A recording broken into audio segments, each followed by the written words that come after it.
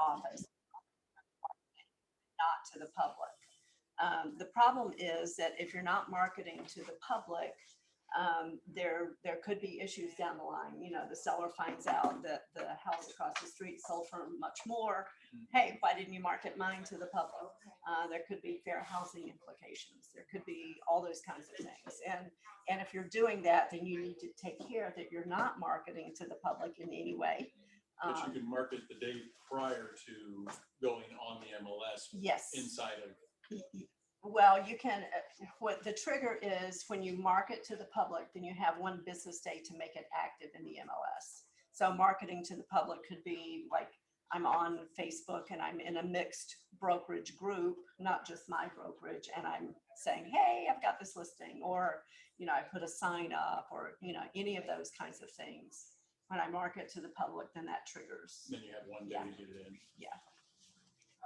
So if you wanted to give the people in here a day notice, yeah, you could do it the day prior to right actually posting it. Well, as long as you're doing it to just within your own brokerage, there's no real limitation. Really? It's only when you market to the public, Okay. Because you're all considered the same broker for that purpose. So everybody can know inside there. Yeah, but Okay, so they it's not can't be like- marketing it to the public. That's the danger. So it can be right? problematic. I can see Yeah, how it can be. really problematic. Yeah, because what if somebody goes and says, hey, I just found out about, yeah. Something coming up. Yeah, I guess if they said something coming up, it wouldn't be a big deal. right. Yeah, but if they get specific about the property, then that could be a problem. So if I have a prospective buyer and I want to know if anybody in here knows of anything coming up, that's okay to Yeah. say, like on our Facebook group or something? That's okay to say? Yeah. Oh, to ask? Okay. Yeah, Okay. absolutely. Yeah. Okay, All right, should we get going? I think so. We have about 7 people on Zoom. Awesome. Okay. Well, let's do it then. So camera's there, I'm assuming. I have cards here. We have our PowerPoint, and I'm trying to avoid PowerPoint hell. However, I think the slides will be fun. So, and I'm not just reading from the slides, if that's any consolation. So I'm Sallie Wagner. I think you all know me. I'm a lawyer, a real estate broker and instructor, and a life coach, and a speaker and an author. Shameless plug here about a book I have on Amazon. As a life coach, I'm the what's next strategist, and I guide people to identify and get rid of all those beliefs that hold us back so that we can discover, create, and live the life that makes us come alive and love what's next for our lives, right? Sometimes we go, oh my gosh, what's next? As if we're dreading it. So the goal is to say, what's next? And be excited and happy about it. So that's why I'm the what's next strategist. For 4 decades, I studied and implemented all these transformational principles, and I've built systems and practices around those principles so that I can guide people to put all of that into practice in their lives and build the life that makes them come alive. And if you've been to any of the classes that I've taught here or online in the broker forum that we host on Facebook, you probably know most of that about me, right? Here's something you don't know. 17 years ago this year, on International Talk Like a Pirate Day, my first husband died, and I killed him. Now, it doesn't say that as the cause, right? It doesn't say she did it, but I know it was me. You see, I fell asleep. We were keeping watch, and I fell asleep. And backing up from there, days before, he tells me how tired he is. And I know what he's telling me, that he's too tired to go on. And I tell him, it's okay. If you need to go, you can go. And he asks if the kids will be okay, if I will be okay. And I lie. And I tell him, yes, we'll be okay. And I know that I killed him. If only I hadn't fallen asleep.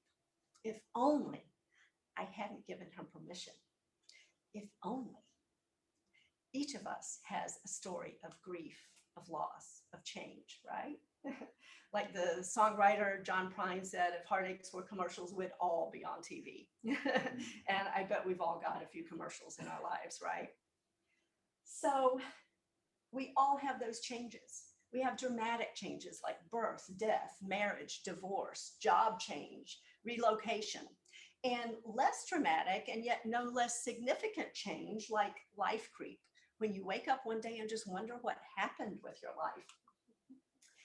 So now I'm living with the grief and the guilt and the lie that I told that we'd all be okay. When you lose someone, you lose part of yourself, right? That happens anytime you experience a major loss or a major change, whether it's a dramatic change or whether it's life creep. You lose part of yourself. We've all certainly lost parts of ourselves over the past year. Loved ones. My daughter-in-law's mother passed away. Expectations about how life is supposed to be. We've lost all of those things about ourselves. My first husband and I were married for almost 23 years. For 23 years, I knew myself in relation to him. And without him, I didn't really know who I was anymore. And probably, truth to tell, I didn't know who I was before he died. Because for too long, I had been living somebody else's life. I'd been living the life that had been planned for me, as if I were a minor player in my own life, as if my life had been planned by outside forces, by alien overlords. And so that's the name of my talk with you today. How to defeat the alien overlords and reclaim control of your own life with MSG. Make sure it works. So you know that feeling you have that sometimes despite all your conscious choices, there are thoughts and feelings and beliefs and actions that creep in that seem beyond your conscious control? Does that happen? And you find yourself thinking and feeling and doing things that you don't really want to think and feel and do. Why is that? It's because of apps, mind apps, paradigms, the alien overlords, right? You've heard about paradigms, right? We've all heard about paradigms. That's what mind apps are. We all know what apps do to our phones. They slow things down, they have competing interests, they drain the battery, right? And we have the same thing going on in our subconscious mind. Apps do the same thing in our lives. They run in your subconscious mind and they control most of your behaviors, how you do your business, how you relate to people you work with, how you relate to people in your personal life, how you choose and achieve your goals. They really control everything. Those apps live in your subconscious mind, which is kind of like the operating system. If you think about your laptops and computers and other devices, it's the operating system. And the apps are the programming that determines the results you get in life. And sometimes, like I said, that programming competes with itself and with you and your conscious choices. Interestingly, your most important apps, and I guess I've lost pace. Maybe I was pushing the wrong button. Okay, maybe we'll catch up. Let me give a minute to catch up. So interestingly, some of our most important apps were installed before we could even know or consciously remember what was happening, right? I'm trying to catch up with the apps. Have I messed up the presentation? Slow. I'm not sure what's going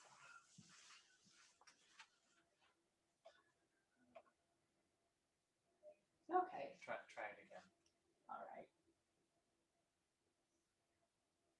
I saw the light shining back there and I thought, am I doing the right button? Can I borrow it and see? Okay, well, we'll just go on and I'll keep pressing and hopefully it catches up. So as I was saying, most of those apps were installed before we could consciously know what was happening. The process continued as we grew older and we learned to walk and learned to talk and learned to do all of those things, learned to shower. My little granddaughters are learning that process and they love it. it's hard to imagine, but there was a time when you couldn't do that, right? And now you do it without thinking. Same thing with driving. Do you remember learning to drive? Do you remember how awkward it felt at first? There was so much to remember. You know, check the side mirrors and the rear view mirror and the speedometer and remember where the brake pedal is and the steering wheel and the turn signal. All of those things. And now you've installed the driving app so successfully that you don't even think about it, right? Have you had that experience of driving someplace and you get where you're going and you don't know how you got there? Yeah, we all do that. I can't tell you how many times I'm out of the shower wondering if I shampooed. My hair's wet, but I don't remember doing it. And that really is a good thing, right? Because that allows us to do things without relearning them every single day. Imagine how awkward that would be if we had to relearn everything every day. That would be all we did, right? If you had to relearn how to walk and how to talk and how to drive. So apps are good. They're not all necessarily bad, right? They all started out as good. And they were there to protect us, to comfort us, to make sure that we were safe, all of those things. But now it seems like they sometimes sabotage us, right? So here's an experience that you may have had. Have you had this experience that you say to yourself, I'm going to do all my lead gen calls this morning. And then you find yourself looking at emails or doing something else, which, you know, and you tell yourself, oh, it's really important. And yet you don't get to the lead gen thing that you said you were going to do, right? And so here's another one that sometimes happens to me. I tell myself I'm not going to eat the piece of cake. And the next thing I know, I've eaten the piece of cake, right? And maybe then some, right? It's not the cake's fault. The cake isn't good or bad. Eating the cake isn't good or bad. It's the unconscious part of what just happened, right? So the whole thing is to try to reclaim that power of conscious thought. Has anybody had that experience, or is it just me? Yeah. When you become conscious of the choices you have and the decisions you make, then they really will be your choices and your decisions. And you'll be able to enjoy the cake and everything else in life. Okay, so maybe you're thinking, yeah, this is all interesting. And what does it have to do with me and my business and my life? Why should I care about this? Wouldn't it be powerful to know how to change all that? How to overcome those apps so that you can really make conscious choices for your life? Yeah, it really would be powerful, right? And it would be even more powerful to know how to keep all that from happening, don't you think? So that you can make those conscious choices and act on them, because we're not always good at acting on our choices. Act on them without interference from the alien overlords. Yes, it would absolutely be powerful. So that's what we're going to do. And we're right at the spot. Unfortunately, our experience and the statistics show that we're not good at making those choices and then taking action based on those choices, right? Has anybody had that experience? When you look at these statistics, it's pretty discouraging. So why is the success rate so low? It's because of the apps, all those apps that we have, and how our brains function, how everybody's brains function and develop. From the delta wave level of activity when we were tiny little infants to the theta wave level when we were 2 years old, all the way up to when we were about 6 years old. That's when so many of our apps were installed. And we don't know how it happened, right? They include a lot of misconceptions about life and about how the world works, about life in general, about yourself, how you think about yourself, how you perceive yourself. So it's easy to see now how some of those apps that were installed before you were 7 years old really don't serve your adult self and your adult goals, right? Has anyone had that? Because you see, it's not what you don't know that holds you back. It's what you do know that's not true that holds you back. So many times, the solution to our problems is not to learn more, not to learn what we don't know. The solution is to unlearn what we know that's not true. So, does anybody here believe that I killed my husband? No, I don't either. Not now, but I did. And I carried that belief and that guilt around with me for a long time. And it held me back from living my life. Now I know it's not true. Here's another one that I used to know that's not true. I have to be perfect. Anybody else have that one? Yeah. How much does that hold you back? Clearly it's not true, right? I don't have to be perfect. You don't have to be perfect. Nobody does.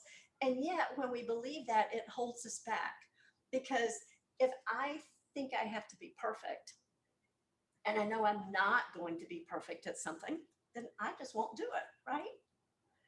How many things has that held you back from in your life? And just ask yourself, what do you know that's not true, that's holding you back? And why do we know things that are not true? It's because of all the apps from our families, from our friends, from the world. They tell us things that are not true, and we believe it. We are constantly bombarded with these messages that we have to be a certain way and look a certain way and own certain clothes and cars and all of that in order to be worthy, to be loved, right? Does anybody hear those messages from society? I mean, look at social media and you'll see it. We're constantly told that we're too much this or we're not enough that, right? And we have to change. All those messages are the programming, the apps in our lives that hold us back. Does everybody have messages like that? Maybe not exactly the same, but there are some messages, right? So let's go back to brain development. Alpha wave level when you were 7, beta wave level when you were 12, which is now where you spend most of your waking moments, at the beta wave level. However, your subconscious mind, your powerful operating system, is still running full blast. About 95 to 99% of the day, your subconscious mind is controlling things. So all those apps. Your conscious mind, where you hold your conscious choices and intentions, is in charge 1 to maybe 5% at most of the day. So yeah, I know that's pretty, how do we change that, right? Because it's subconscious, which means we don't even really know about it.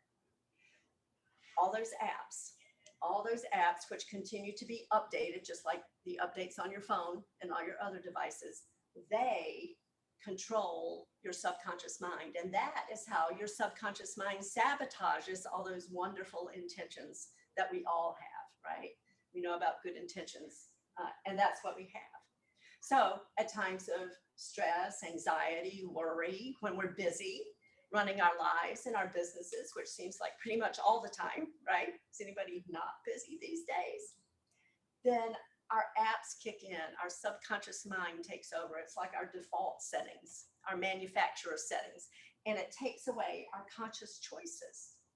That's how apps hold us back from the results we want in life.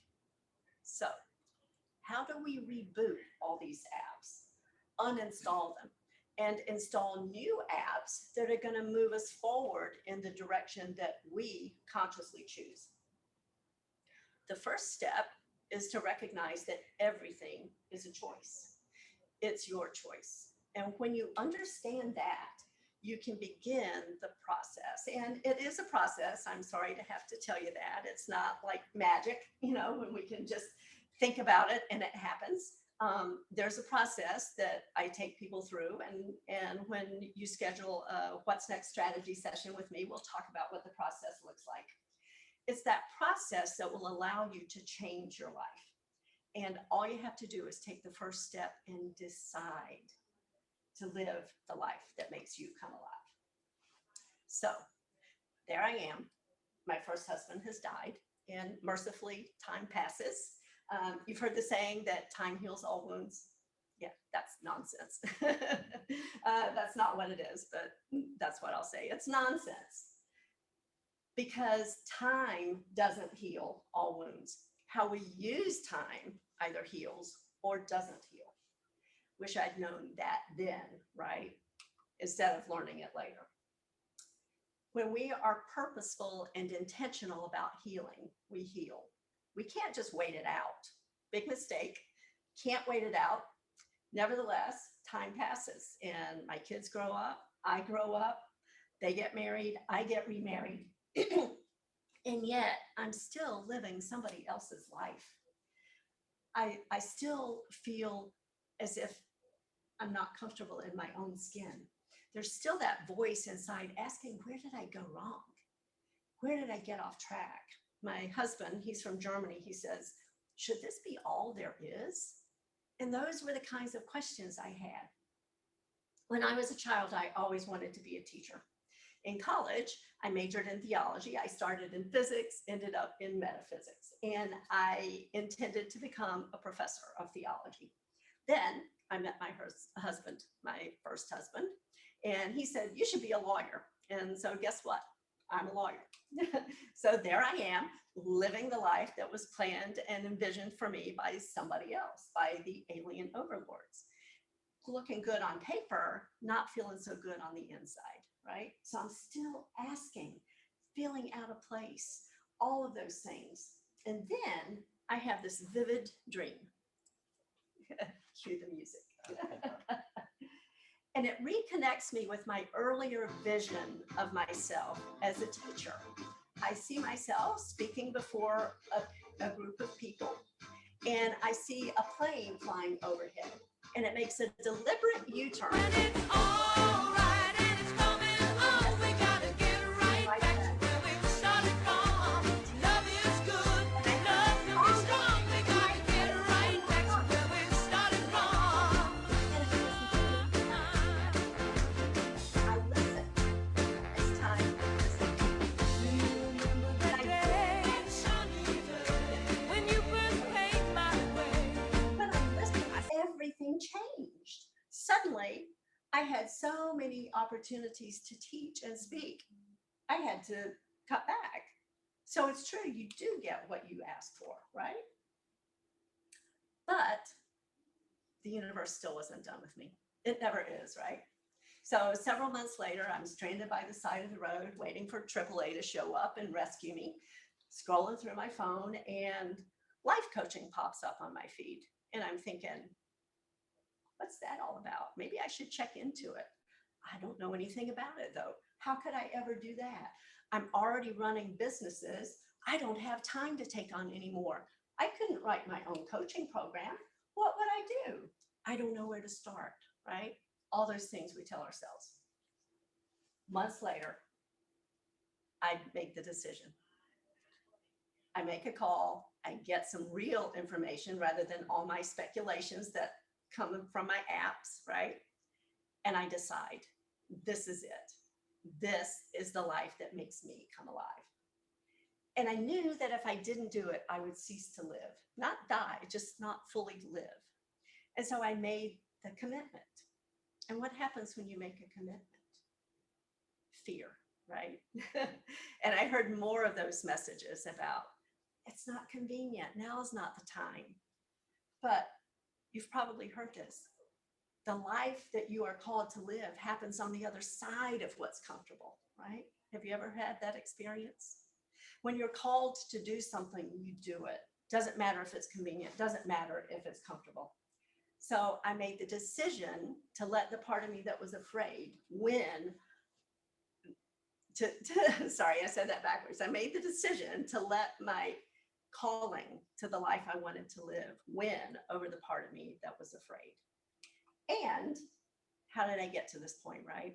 Did it just magically happen? No.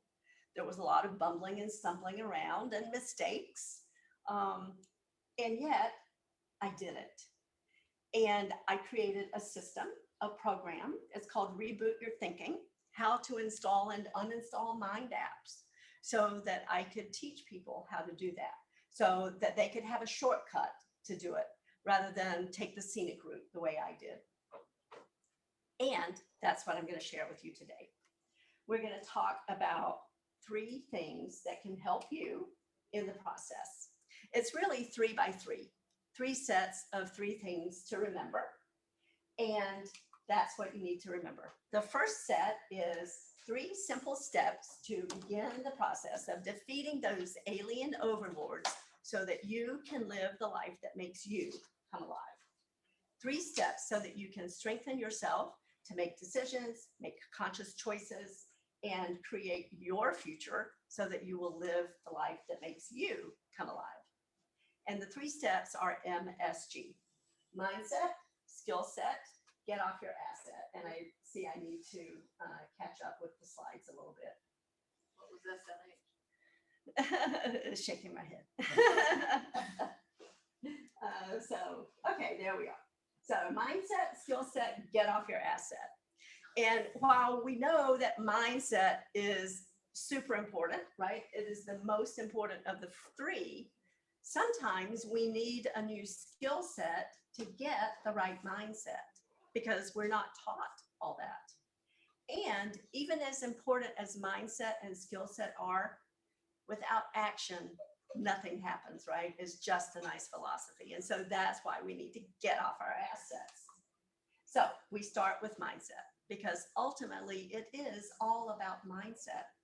95% mindset, only 5% about what we actually do. It's not doing certain things, it's doing things in a certain way.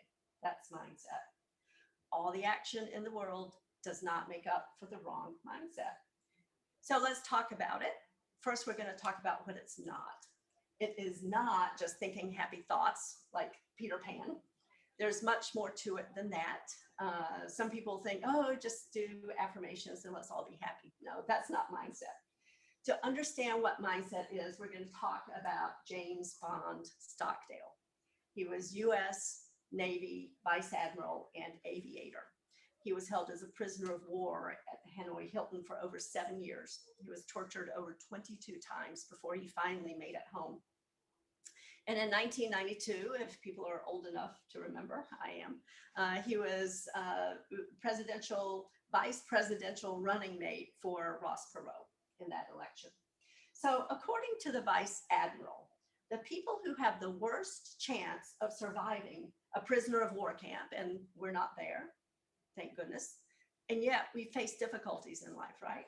So when we're facing difficulties in life, the worst survivors are the optimists. Would anyone guess that? His explanation, they say, we'll be out by Christmas, or, this fabulous thing will happen by Christmas, by Easter, by Thanksgiving. And the next thing you know, it's Christmas again. And they die of broken hearts. They're defeated. He said that is false optimism. That's not mindset. Mindset is like what he called realistic faith. He credited his realistic faith with his survival in the prison camp. He never lost faith in the end of the story. He never doubted that he would prevail. We must have that same faith that we will prevail, and at the same time be courageous enough to confront the facts of our circumstances. Remember, it's not Peter Pan. We're not pretending that it's not there. That's the Stockdale paradox. First, acknowledge at the most basic energetic level of your being that faith wins over optimism. Not necessarily religious faith, although it might be that also. It's faith in your ability to persevere no matter what. And second part, at the same time, stare down the facts of your current reality. No false optimism about the current circumstances and how they're going to magically change, right? Sometimes we fall into that magical thinking. It's like, oh, if I just get this, if I just get that. When you're scouring the landscape for that magic solution, you set yourself up for disillusionment and disappointment. And because it distracts you from the real work that's required, it can set yourself up for failure. and inaction, right? So we need to be realistic, face the reality of what's happening in your world, and then work hard and keep faith in yourself, in your business, in your unique value proposition. We have to do the hard work of mindset. Okay, so that's mindset. Let's talk about some steps to build and strengthen mindset. First, we're going to start with our 6 mental faculties, and we'll give it a minute to catch up. We're talking about 3 of our faculties. We're talking about perception, will, and reason. First is perception. So who remembers the story of the blind man and the elephant? Oh, golly, now it went crazy. Does anybody remember that story? Blind men and the elephant. So there were all these blind men, and they each experienced a different part of the elephant, trunk, tail, tusks, and so on. And so they compared their experience, and they were all different. And the thing is, they were all right, based on their perception. And they were also all wrong because it was incomplete. Our perception is always incomplete. And our perception will either move us forward or hold us back, depending upon what we tell ourselves about ourselves. We all know Henry Ford's famous statement. Yep, there he is. Oh, shoot. Sorry. I'm going to stop. We know his statement, right? And he was right. Whether you think you can or think you can't, you're right. So here's an action step. Ask yourself, what is your perception of yourself? You don't have to tell anybody. Just think about it. Think about what you're telling yourself about yourself. And remember, it's not what you don't know that holds you back. That's perception. Next is will. I'm going to try it. So this isn't willpower. If it's a matter of willpower, you've already lost the battle. We saw that from those statistics we saw earlier, right? It's not willpower. It's our ability to focus. You've heard where there's a will, there's a way. The truth is, when you focus your will, you'll see the way. You'll see opportunities that other people miss. Proper focus is important because it changes your center of power from your outside circumstances over you to your inside reality over those circumstances. So here's an action step. Exercise your will by focusing for yourself, for your goals, for your future. That's will. And the last one is reason. This is your ability to think. You have to think in a certain way that enables you to achieve the results you want to see in your life and in your business. Most people think about the wrong thing. They think about their current external circumstances, and so they define themselves in relation to those circumstances. They react based on those circumstances, and so they're controlled by the circumstances. Do you know people like that? Successful people focus on the circumstances they're creating and define themselves in relation to those new circumstances, which puts them in control so that they can respond rather than react, right? They can respond to their current circumstances. Action step, focus your thoughts on the results you want and define yourself in relation to them, not in relation to the results you currently see. That's reason. Perception, will, reason, all these and more, this is mindset. However, as I said, most of the time we need a new skill set to get the right mindset. Skill set can be actual skills like learning to lay tile or hold an open house. Do you remember the first open house you held? Yeah, it probably felt pretty awkward, right? You were learning skills. Skills, knowledge, right? Because skill set can be knowledge as well. So let's talk about the skill set that will help you harness the right mindset. We know, we just learned that most people define themselves by the results they see in their lives. Their thoughts, feelings, and actions are determined by those results, which means they get more of the same and nothing changes. In order to change, you start with the results you want. Define yourself by the results you want, and then take action based on those results.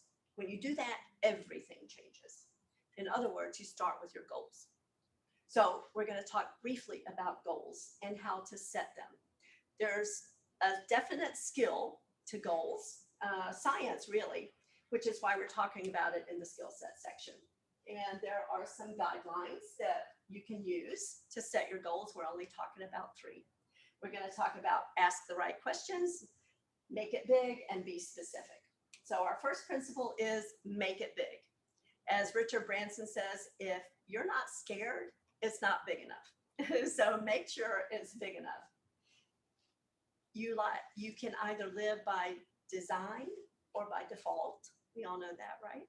So design your life on a grand scale with big goals. The second is ask questions, the right questions. The quality of your life is determined by the quality of the questions you're willing to ask. So ask the hard questions. And this is definitely a skill. We let ourselves off easy with asking questions. You start by asking what makes you come alive. That's the question you must ask, because your goals should represent what you really want, not what somebody else wants for you, not what somebody else thinks you should do, not even what you think you should do. We hide in the questions we don't ask. We allow others to hide in the questions we don't ask. There's no hiding here. So ask the hard questions like, why is a particular thing important to you? Is it important because you deem it to be worthy? Or is it because somebody told you it's important? Or how about this? In a year or 2 or 3, when you look back, what do you think you will wish you had done? What will you look back and regret not doing? And here's my favorite. Who are you when you're not doing what you do? When you're not being a parent, a child, a spouse, a partner, a business owner, a real estate agent? Who are you when you're not doing that? Russell Brand says that we are all in recovery to recover the person we are intended to be. So ask those hard questions and peel away those layers to recover who you are intended to be, and then discover the life that makes you come alive. Our last point is be as specific as possible. If you don't specify, the universe will fill in the details, and you may not get what you intend. We've all heard the joke about the guy who wishes for $1 million and he's surrounded by deer, right?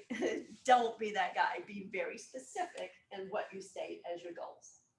So to bring all this together and to illustrate some of the importance of big goals, asking questions in the right way, and being specific, I want to tell you a couple of stories. In the southwest part of Germany, where my husband is from, Luxembourg, France, and Germany all come together. And the river Mosel flows from France and becomes the border between Luxembourg and Germany. In the days before the European Union, there were border checkpoints in the middle of the bridges. And so Gerhard lived in Germany and he worked in Luxembourg. Every morning he would hop on the bicycle, put a big bag of sand over his shoulder, and ride the bicycle across the bridge to work in Luxembourg. Henri was the border guard, and every morning he stopped Gerhard, convinced he was smuggling something in the sand. He never found anything. This went on for years, and then the European Union came in, the border checkpoints went down, Henri was out of a job. One day he saw Gerhard and he said, all those years, I knew you were smuggling something. I was never able to find it. So tell me, now it doesn't matter. What was it? Any guesses? Bicycles? Bicycles, yes. Nobody gets it. I think you're the first one who ever guessed it. Bicycles. Oh, we were so convinced. What? It's bicycle, why is it smuggling? Because he would take a new one every day. He was smuggling them across the border to sell them. But Henri was so convinced there was something in the sand, he never even considered the bicycles, right? How many bicycles have we overlooked because we're focused on something else? All right, here's another story. Different outcome, at least for one of them. And we all know the story of David and Goliath, and I'll apologize in advance to biblical scholars here. I'm going to take some liberties with the story just to make the points. So, picture it. There's war between the Philistines and the Israelites. And one day, Jesse, David's father, says, I want you to go to the front and take food to your brothers. So David goes. Well, in the meantime, there's something that's been happening. One of the Philistines, and we know who he is, he's been coming out of the ranks morning and night and shouting over to the Israelites. And here's the message Goliath has been shouting. He says, let's change the rules. Let's do this war differently. Instead of all of you fighting all of us, one of you fight me. And if I beat you, you'll all serve us. If you beat me, we'll all serve you. Well, nobody wants to do it, right? This is the situation when David arrives at the front. And we have this image of David being so brave that he sees the giant and he says, I'll fight the giant, but maybe not. Imagine he arrives just like everybody else. He's terrified. He runs up to the camps in the hills. And when he's there, he learns something interesting. The king has made an offer. Whoever fights the giant and beats the giant will marry the princess, the king's daughter, and he'll have land and money and horses, and neither he nor his descendants will ever pay taxes again. Everything changes for David because now he has a goal. And so he goes to the king and he says, I'll fight the giant. And the king says, okay, then you better wear my armor. David tries it on. He says, no, not me. I'm a shepherd. I use a sling. So the day comes, David takes his sling, one of the smooth stones that he gathered, bam, he hits the giant right there. The giant falls over. David takes the giant's own sword, cuts the giant's head off with the giant's own sword, and David is victorious, right? So why was David successful while Henri wasn't? I know, switch, right? Let's think about Henri again. Each of them was focused on a big specific goal. David especially, very big, very specific goal. Each asked questions about how to get there, right? Here's the key.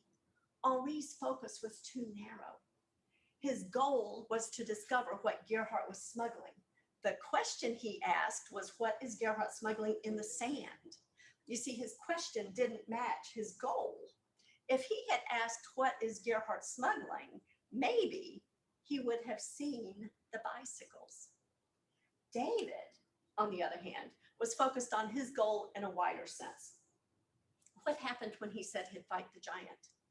The king offered him his armor, yet David didn't wear it. Instead, he went to battle with his sling.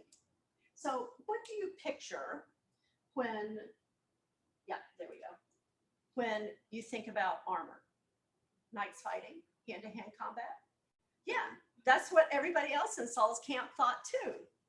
And they asked themselves the question, how can I defeat the giant in hand-to-hand combat? Clearly, the answer to that question is, I can't, right? David didn't see that because he asked himself a different question. He asked, how can I defeat the giant? When he asked that question, he saw the opportunity that everybody else missed. Archaeological evidence tells us that the sling was more accurate and more deadly at greater distances than a bow and arrow, which seems to be a pretty important consideration when you're fighting a giant, because that means you can fight from a distance. You don't have to fight hand to hand, right? Everybody else saw the giant, saw the armor, and saw defeat. David saw his sling and the opportunity, and he saw victory. It's not enough to focus on your goal. You have to harness the power that comes from asking the right questions about how to get there, because the quality of our lives is determined by the quality of the questions we're willing to ask. Okay, so that's mindset, skill set. Now we're ready to take action. It's time to get off our assets, right? Once you identify your goals, you're ready to move forward with them. However, be prepared, because what comes next is what stops most people before they even get started. They get stopped by fear. Remember, I told you I had that experience. Fear is subtle. It doesn't announce that it's here to keep you from living the life that makes you come alive. It says things like, how am I going to do that? I've never done that before. Now's not a good time. I'll do it later, right? Has anybody heard those voices or something similar? We have to overcome that fear that holds us back, and that takes faith. Again, the type of faith that Admiral Stockdale talks about, the realistic faith that you will prevail. It all always comes down to fear or faith, and you choose. It's about deciding, making that commitment to and for yourself. It's the decision, the start that stops most people. So decide, take action, use, don't just sit on your assets. And that's our first set of 3, MSG. The others will go faster. Bonus time, our second set of 3 simple steps you can use to get you started on the path to live the life that makes you come alive. First, you have to decide who has goals. Yes? No? Yeah, silly question here, right? But did you know that 80% of Americans don't have goals for your life? Just the simple act of thinking about your goals puts you in the top 20%, and you increase your chances of success to 43%. But goals alone won't get you there. You need a reliable system, something that you can do easily and readily and willingly every single day. So here's the first step in your system. When you take the additional step of writing your goals down, you increase your chances of success to 56%. So simple, just write it down, and 56% chance of success. The second step in your system is share your goals with somebody, a family member, a friend, a goal buddy, somebody, right? Why don't we share our goals? Guesses? Why You don't we? wanna have people see you fail.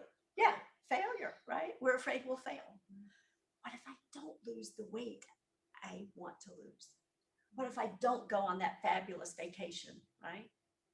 Who has failed? Has anybody not failed? I guess that's the easier question. We've all failed, right? Failure is a tool. It's not an outcome. It's a tool. It's a resource that we manage, just like all the other resources in our life. When you manage it properly and make it part of your system, it will lead you to your success. So harness the power of failure. And as Scott Adams says, grab it by the throat and squeeze until it coughs up that fur ball of success. Manage it, harness it, take the risk and share your goals. Because when you share your goals and then take the additional step of having action steps to take you toward your goals, you increase your chances of success to 64%. We're getting there, right? We're making progress. And third step in your system, when you add in weekly progress reports to your goal buddy, that's the accountability factor, then you increase your chances of success to 76%. Those are much better statistics than the ones we saw earlier, I think. And that's our second set of 3. Jack Canfield says 99% commitment is a bitch, 100% commitment is a breeze. I was on a webinar with him last week. It was pretty cool. 100% commitment is easy. 99% commitment is so hard. It's filled with excuses and reasons not to do the things we know and choose to do, right? I'm tired, I'll hit the snooze. I'm busy, I'll get to it later.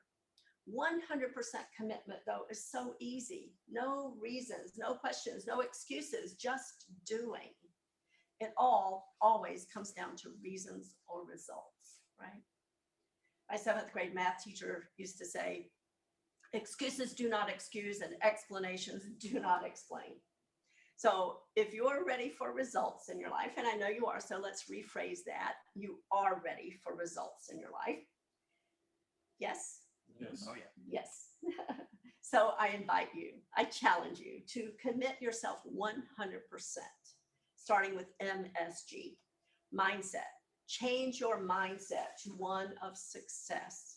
skill set. Learn and practice the skills to move you forward in your success. And get off your assets by taking action to bring that success into the landscape of your reality.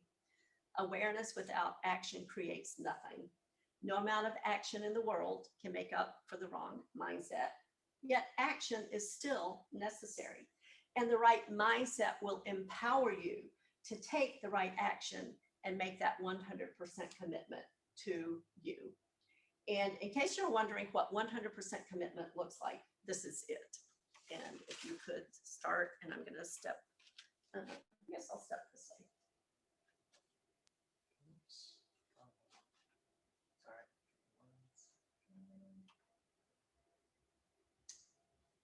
We have just a short little bit that I think is always inspiring.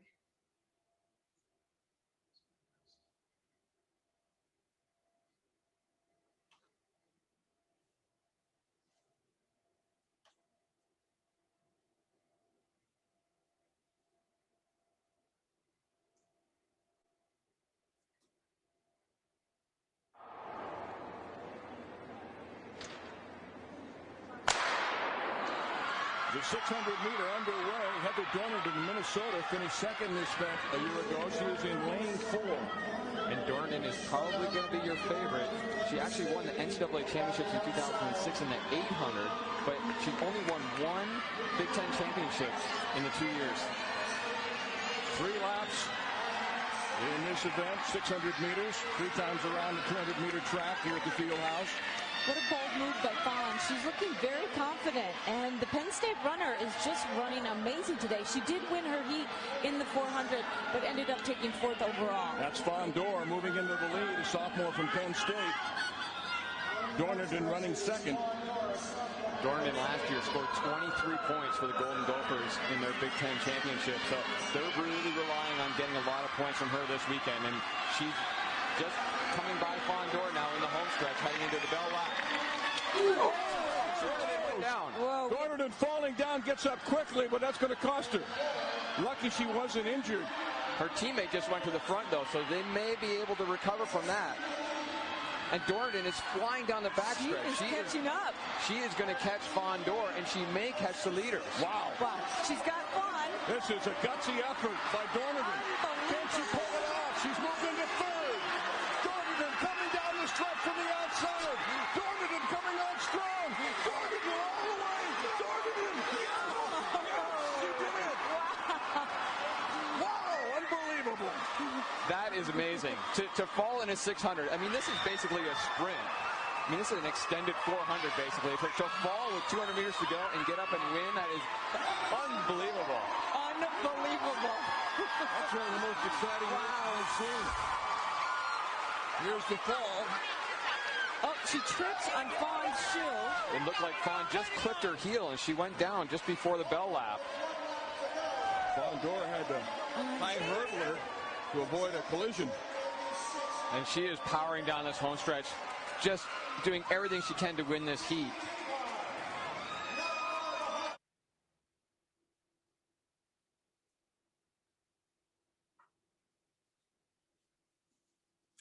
So every time I see it, it just gets me. Who else is amazed by that? Had anybody ever seen that before? Every time I see it, I'm just inspired. Could have broke records. Yeah, I yeah. mean, she made that much time up in that, but it was mine that she, that's how fast she had to run it. Yeah, Is how fast she could have finished. yeah, If she hadn't exactly. fallen. Yeah, and maybe she wouldn't have, right? wouldn't But it have. was, Maybe it's she would've that. been, you know. Yeah, She would have stayed just in front of them. yeah, exactly. Because but knowing what she had to do, she did it. She fell 2 laps into a 3-lap race and she won. I mean, clearly she had the skill set, right? She's a trained athlete, yet it was her mindset that pulled her up and pushed her forward in that 3rd lap. It was her mindset that made her get off her asset. Her mindset that brought all of her assets of skill and determination to bear on that 3rd lap of that specific race. Her mindset that gave her the victory. Mindset, skill set, get off your asset, and the greatest of these is mindset. So Where are you with your MSG? Are you powerful enough to overcome the alien overlords? What if, instead of if only, which can lead to a life of regret? What if you decide? What if you take that first step? What if you live the life that makes you come alive? No more if only, no more what if. You are ready to live the life that makes you come alive. So we are at our last set of 3, and it will go quickly. First, challenge. Take my 21-day mindset challenge. For 21 days, create a mindset of success. Commit yourself 100% to the process of your success. Reach out and let me know that you've accepted, and then report back to me weekly. That's the accountability factor, right? To let me know your progress. Remember, that simple accountability factor, along with the other steps we talked about, will increase your chances of success to 76%. So that's the first part. The second part is manifest a skill set of setting goals and focusing on results. Ask yourself some of those hard questions about your business, your goals, your life. Questions like, who are you when you're not doing what you do? And create reliable systems to move you in the direction of your goals. Again, reach out and let me know that you've accepted, and report back weekly to let me know your progress. And third, take action by putting formal support systems and structures in place, like coaching. Your first step would be to schedule a complimentary What's Next strategy session with me. I set aside a certain number of sessions each month, and in July, I have reserved 3 for people from your market center. So reach out and let me know that you'd like one of those. We'll talk one-on-one, and we'll discover your unique MSG and your steps to get you in the direction of the life that makes you come alive. Allow me the honor of guiding you on that journey. I thank you for allowing me to speak with you. I wish you great success and joy for 2021. Thank you. Thank you, Sallie. Thank you, Sallie. Thank you so much for stepping in and helping with all the Absolutely. slides. Glad I could help.